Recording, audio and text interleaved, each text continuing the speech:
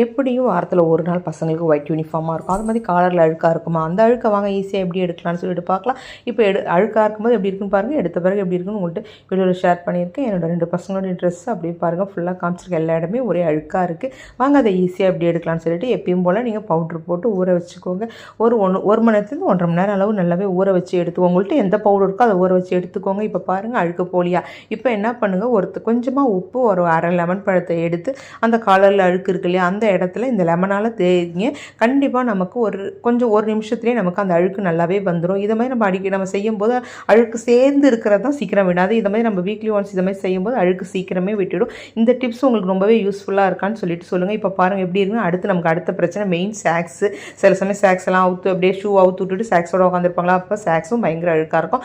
அதையும் இதே போல் அந்த லெமன் தோலாலே நீங்கள் உப்பை தொட்டு தேய்க்கும் போது நமக்கு சூப்பராக பளிச்சுன்னு இருக்கும். ஃப்ரெண்ட்ஸ், இந்த டிப்ஸ் யூஸ்ஃபுல்லாக இருக்குன்னு மறக்காமல் கமெண்ட் பண்ணுங்கள்.